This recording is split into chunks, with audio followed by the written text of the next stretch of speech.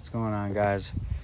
I figured I'd make a quick video on this blower because I showed it the other day on the other video, the two-part series on the Quantum that I took apart that had the throne rod.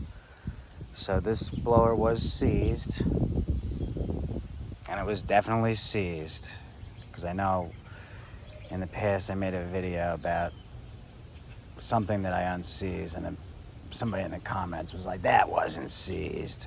You didn't unseize that. I don't remember if it was a 2-cycle unit or a 4-cycle. It was probably a 4-cycle, which those are easier to get unstuck. But this was stuck.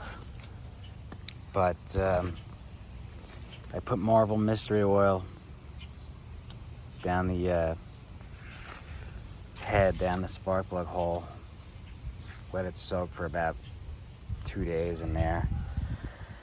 And then today, came out, popped this off. Behind it's a 1/2-inch nut. Took a small breaker bar and it broke loose real easy. It was seized, but it did break free really easy. So then once it broke free, I worked it back and forth. It wasn't really binding or anything, but it did definitely have regular non-mixed gas in it. And it had some water in it too, probably from sitting around. So I got it broken free. That part was done. And then the other issue I was having was the carburetor wasn't pulling gas. So it was probably clogged. I ended up opening up the carburetor, both sides. This part, I took this part out and the back end where the diaphragm is. Cleaned all the orifices out with the carb clean, blew them out, cleaned everything up, put it all back together. And then this piece here, this plastic piece, I ended up taking from a different carburetor that I had. Basically, it was the same carburetor. It was just from a unit that must have been dead that because I keep these hanging around because it seemed like the that kind of like that plastic type gasket with the different orifices and the flaps might have been the issue. So it still might have, it still didn't seem like it was drawing right. So I swapped this one on. And then once I put it back together, I got everything put back in, fuel lines back on. When I went to prime it, it was leaking right from here. It was shooting out when you went to prime it. So I took this metal plate, because this metal plate was from the other carburetor, and I put a new primer bulb on it, and then it primed fine. It didn't leak. So then I got it to run. I started it over there, and it smoked like hell for a solid 3 minutes. I mean, it was smoking like crazy. But that, I think, was mainly because of all that oil that I had put down in it and was sitting in the muffler. So it was in the muffler already, sitting in there in different places. So it had to burn it off. And then initially for a second or two, it was leaking, it was dripping. So I cleaned it up, kept letting it run at full throttle. It was smoking a little bit, it kept clearing up little by little. It stopped leaking. And then, before you know it, wasn't smoking at all. At low, high, in between, nothing. And so now it's running perfect. So that was surprising to me because I really didn't expect to get this to come back, because normally once you seize one of these 2 cycles, they're done. But I don't know exactly what happened, how they did it, because this is a 2012 model. This isn't like, last year or whatever. So somebody, maybe the wife put the wrong gas in it and went to use it, and she ran it for like a minute before it locked up real quick, And then I noticed, because there's still one missing, I think I had to put back in, but this screw was missing, and one of these screws from this housing is missing. You can see that one's not the original. So they did initially start to open it. I don't know if it was the homeowner that did it or a service place, and then they popped this off and they saw it was seized, and they just said, sorry, it's seized, we can't do anything with it, it's done. Which normally is the case, but for whatever reason, this one came back. Like I said, I don't know exactly what happened, but my guess is they only ran it for such a very short period of time that it just didn't have enough time to destroy it, because it came back 100%. It's not smoking it at all. It makes a slight rattling sound, but I think that's just one of these heat shields in there that is probably making contact around there. So when I start it, you'll hear that. But yeah, it's like, yeah, see, I still have to clean up a little bit from when it was leaking, but it's not leaking anymore.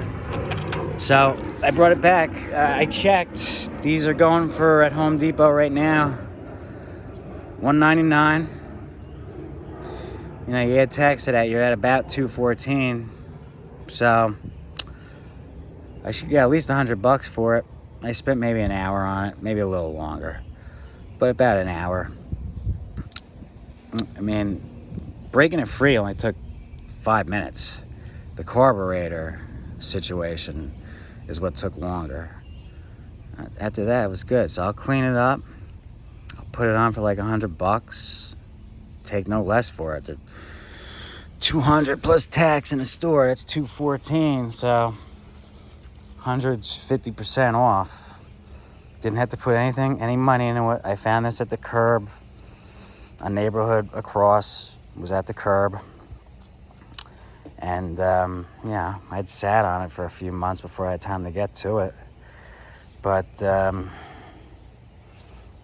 yeah, breaking it free didn't cost me anything, and I had the few components I needed to get the car working good. Fuel lines are still good. It's got good 2-cycle gas in it now. But yeah, it's an Echo ES 250. I think they're still making this model. It's 25.4 cc. It's like 170 mile per hour, and I think it's like 465 CFM. So Echo, which is Yamabika Corporation, which originally was Koritz. They merged with Shindawa. When those two companies merged, it became Yamabika. So the older gray ones probably are better. I think they are better. But these aren't bad. So let me start it up real quick. I don't even know if I have to prime it. And also it's got the trigger lock, which is nice too. So it's set it to full throttle. So let's see if it starts out of prime. Choke's off. Nah, it needs to at least choke. There it does.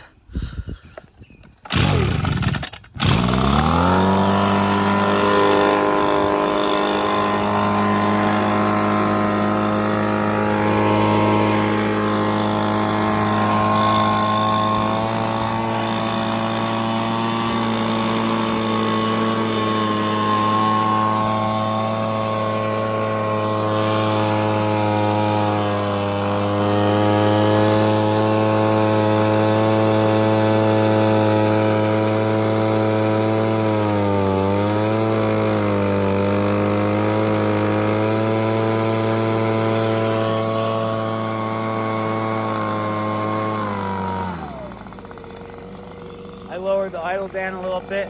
These do have an adjustment on them. It's hidden right down here. Right there. On this one it's slotted. On the other carburetor, it was something I don't think you could adjust. I think it was capped or it was some weird shaped one, but on this one it's just a slotted, a little brass screw, so they are adjustable. It doesn't take much though. A little bit to the right and you're like too lean, a little bit to the left and you're too rich. So that's like the sweet spot right there.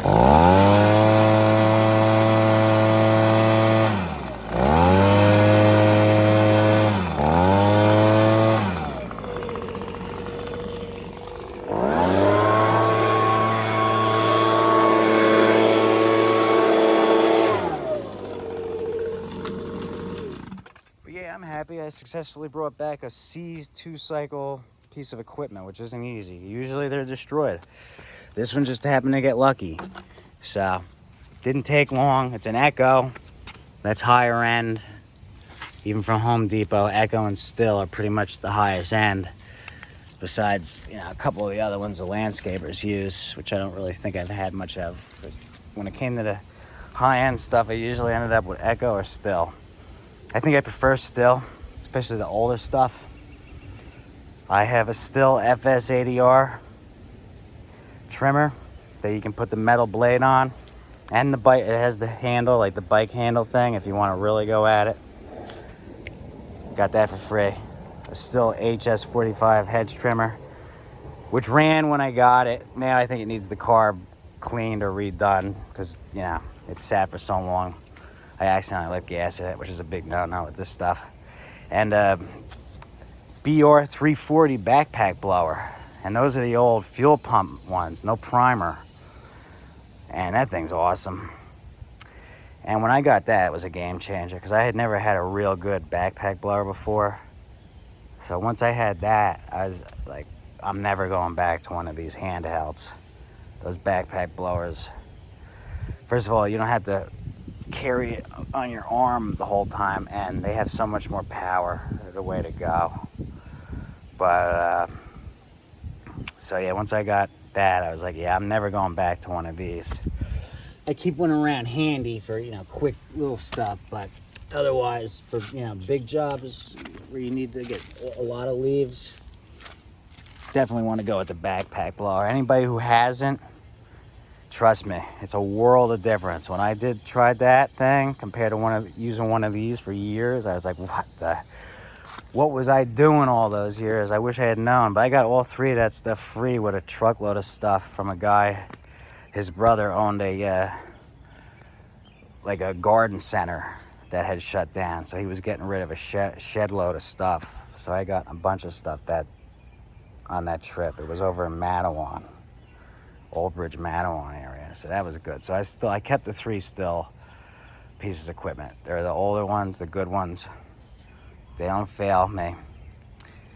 And those are the ones I keep personally that I use. But otherwise, these Echoes and these Stills are the highest end stuff that I've had that I usually flip. Otherwise, it's the lower end, big box crap stuff, Craftsman brand stuff like that, which is made by freaking who knows anymore. Even I don't even know most of the time. Some Chinese junk, pretty much. So these are decent. So yeah, she's saved. So I'll give her a quick wash and she'll be on her way. Thanks for watching, guys. Another successful one. Give me a like, a comment, and a subscribe. Let me know what you think. I gotta add one more missing screw and we're good. All right, guys, later.